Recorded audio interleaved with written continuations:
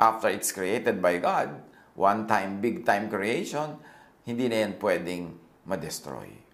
So yung dust, pag tinignan natin yung ating katawan, pagka pinag-aralan mo yan, sasabihin, maaagnas yan, kakainin ng ganito at ng ganon, sasama sa lupa, pero hindi siya nade-destroy. Nare-recycle lang ang katawan dahil lahat ng element ng katawan ay galing din sa lupa, bumabalik sa lupa.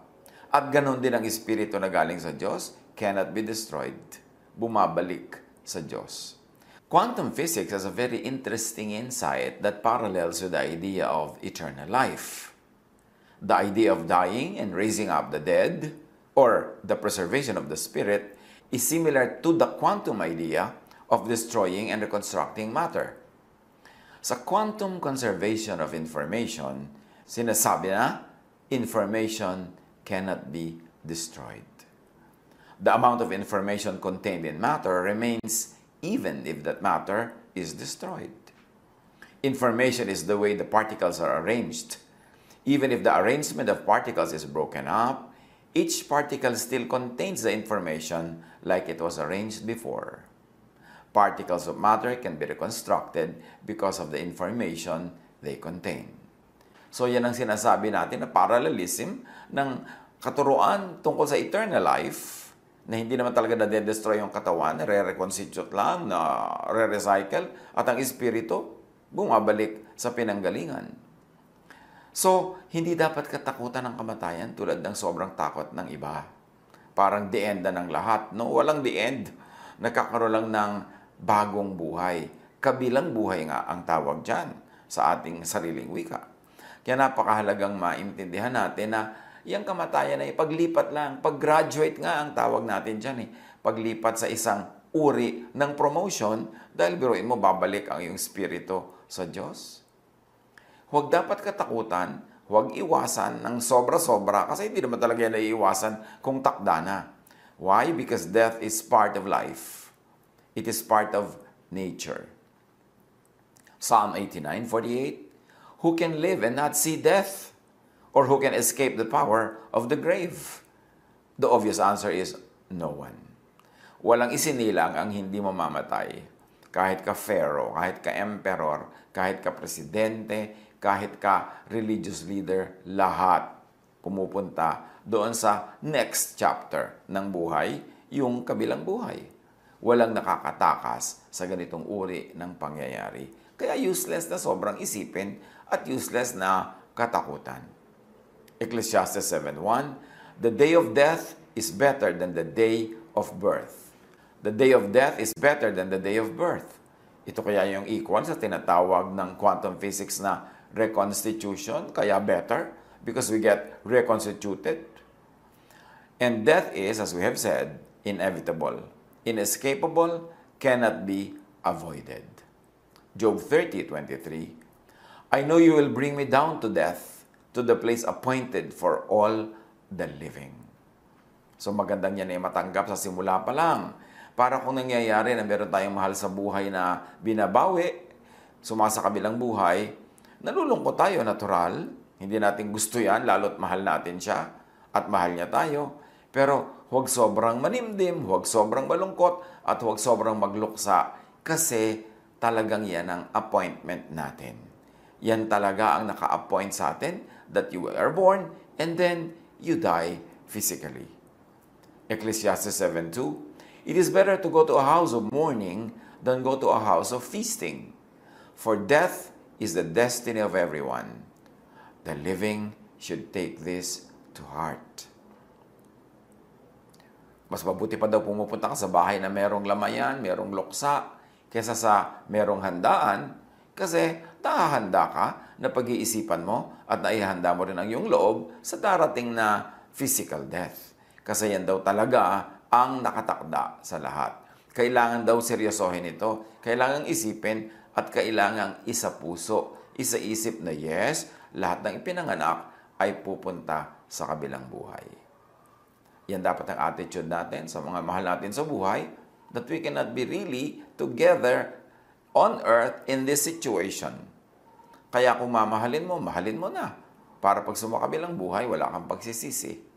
Kung magpapamahal ka, magpamahal ka na sa Kanya. Magpaalaga ka na. para wala siyang pagsisisihan o ikaw man. Pag kami umaalis ng bahay, huwag kayong maghihiwalay na magkagalit kasi hindi mo alam kung makakabalik pa siya ng buhay. Pagka matutulog kayo, huwag kayong matulog na nagkakasamaan ng loob kasi hindi mo alam kung magigising pa siya o ikaw kinabukasan.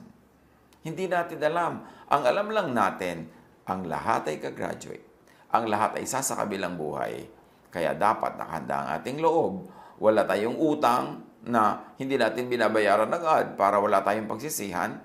At nagpapatawa din tayo sa kapwa natin agad-agad kasi hindi natin alam kung magkikita pa ulit tayo next hour, next day, next week na mga pare-parehong physically alive. Death is escape, an exit from earthly troubles and pain. Dapat din natin diyang maisip. Lalo ko ang tao ay nagdurusa sa sobrang malalang sakit o napakahirap ng kanyang kalagayan o mapupunta siya sa panganib sa sobrang hirap, death daw could be an exit from earthly troubles and pain. Job 3:20-21. Why is light given to those in misery, and life to the bitter of soul? To those who long for death that does not come, who search for it more than for hidden treasure. At marami tayong alam, nababalitaan, at marami nadidinig ng mga kwento tungkol sa mga taong sobrang dumaranas ng hirap, lalo sakit ng katawan, mga malalalang mga sakit, na talagang minamabuti pa nila na kunin na sila ng Panginoon, sumakabilang buhay na, kaysa patuloy na mahirapan at masaktan. At kung minsan, pati yung mga nag-aalaga, nagmamahal sa buhay, sa awa doon sa nahihirapan, sila man, nire-release na nila, pinapawala na nila yung tao para kung gusto nang kunin ng Panginoon Diyos ay walang resistance, walang mga negative feelings tayo, kundi you release unto God those who really suffer. Job 7:15, pag sobrang hirap ng kalagayan, sabi, so that I prefer strangling and death rather than this body of mine. Dalangin natin na wala sa ating umabot sa ganoon na sobrang nahihirapan, na mamatamisin pang sumakabilang buhay na lang. Pero kung dumarating yung sobrang hirap at ang talagang tunay na lang niyang exit from pain, from difficulty and hardship, yung sumakabilang buhay, that too should be a welcome development, a welcome exit. Kasi hindi naman talaga mamamatay yung tao completely. Naghihiwalay lang yung katawan at espiritu at pareho yun na magkakaroon na naman ng panibagong uri ng buhay. Death is escape, exit from earthly troubles and pain, especially for the godly, for the very righteous. Merong mga sobrang napakabuti nila at marahil ay napakamahal talaga sila ng Diyos, na kesa hayaan na masuong sa hindi maiiwasang pagdurusa, ay minamabuti pang kunin na lang at sumakabilang buhay. Isaiah 57:1, the righteous perish, and no one takes it to heart. The devout are taken away, and no one understands that the righteous are taken away to be spared from evil. Merong mga kinukuha para iligtas sila sa higit lalong napakalaking kapahamakan, hirap, pagdurusa. Blessing yun pagka ganon. Mahirap lang makita na blessing kung hindi malayo ang iyong pananaw, kung hindi mo naiintindihan ang punot dulo ng mga bagay, at hindi mo naman alam kung saan pala naligtas yung tao na kaya siya naligtas ay dahil siya ay kinuha na. Magtiwala tayo sa Diyos. Kung mahal natin ang ating kapwa, mahal natin ating sarili, higit lalo tayong mahal ng Diyos. Kaya kung meron siyang pasya na kunin ng sino man, mahal natin sa buhay o tayo, tanggapin ng maluwag sa loob. Natural lang na malungkot, natural lang na kung minsan ay umiyak at magluksa up to a point, pero dapat hindi yun sagad kasi alam nating ang Diyos ang may kontrol sa lahat-lahat. Isaiah 57:2, those who walk uprightly enter into peace. They find rest as they lie in death. So sa mga upright, sa mga matuwid, sa mga tamang-tamang mamuhay ayon sa kalooban ng Diyos, maaring isang uri ng napakalalim na kapahingahan yung sila ay sumakabilang buhay. Death is passage to eternal life. Kung ito lang naiintindihan ng lahat, dinidibdib, at hindi tayo nagpapadala sa pananakot ng relihiyon, dapat hindi ganun kalaki ang pag-iwas at takot natin sa kamatayan. John 11:25, Jesus said to her, I am the resurrection and the life. The one who believes in me will live, even though they die. So, pwedeng mamatay ang iyong katawan, pero ang iyong espiritu ay patuloy na mabubuhay kasi si Jesus ay nabuhay na muli at ang lahat ng nananalig sa Kanya ay magkakaroon ng buhay na walang hanggan. Ecclesiastes 12:7, and the dust returns to the ground it came from, and the spirit returns to God who gave it. Tulad ng binasa na natin kanina. Na ang espiritu sa oras ng kamatayan ay bumabalik sa Diyos. Hindi siya napapahamak, hindi siya nabubulid, hindi siya natatapon tulad ng panakot ng marami. Galing sa Diyos, natural babalik siya sa Diyos. Alangan naman yung galing sa Diyos ay mapatapon kung saan-saan na lamang. Pag-isipan natin yan. Pagbulay-bulayan. 2 Corinthians 5:8, we are confident, yes, well pleased, rather than to be absent from the body and to be present with the Lord. Napakalinaw ng sinasabi nitong 2 Corinthians 5:8. Pag absent ka na sa body, present ka na sa Lord. Pag lagot ng iyong hininga, pag iyong humiwalay na ang espiritu sa iyong katawan, nandun na siya sa Panginoon, yung espiritu mo, at yung katawan mo naman, babalik sa lupa. May tinatawag na quantum teleportation sa quantum physics. It is a process in which quantum information, like the exact state of an atom or a photon, can be transmitted, exactly in principle, from one location to another with the help of classical communication and quantum entanglement between the sending and the receiving location.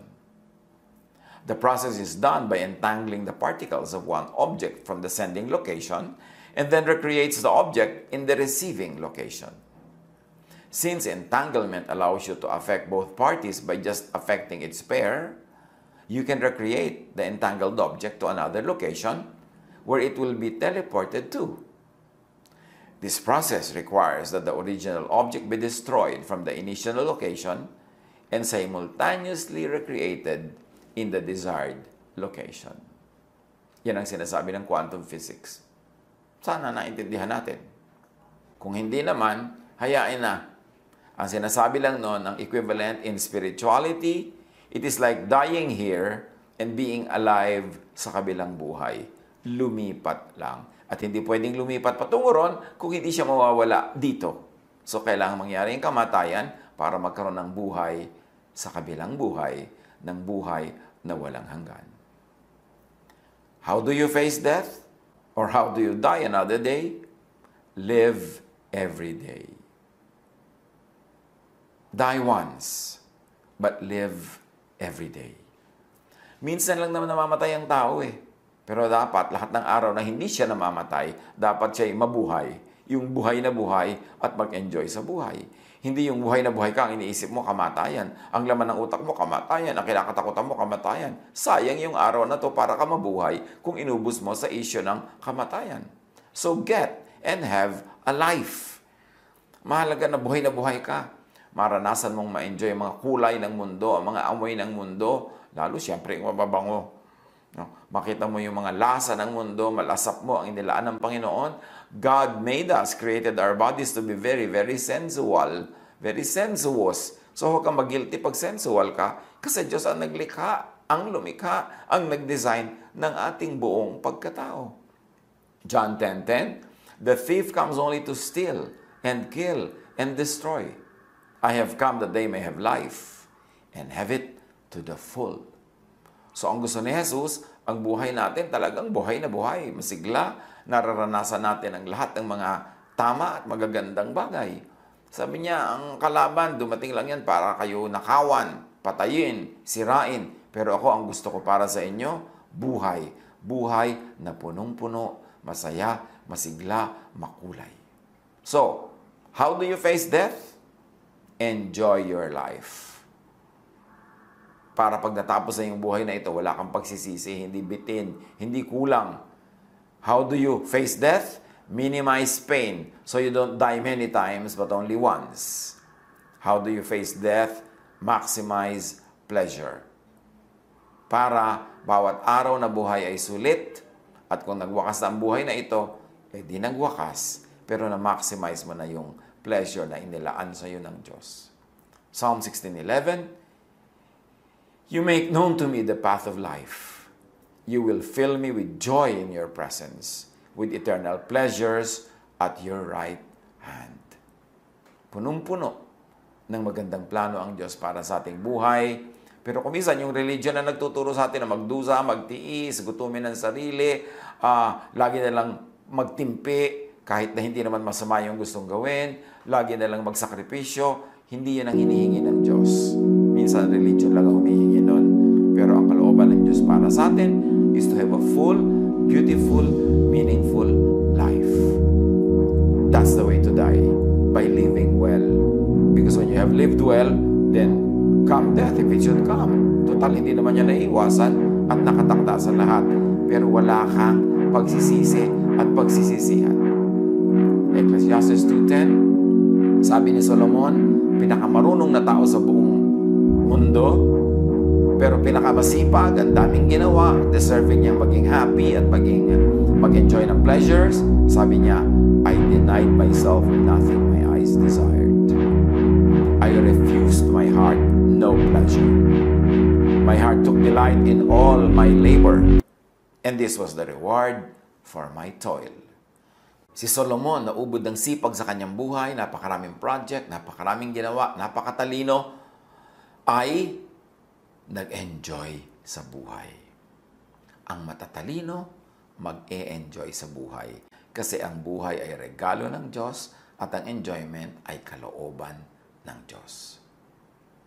Sinabi na natin, maximize pleasure, minimize pain. How else do you face death? By having a good life.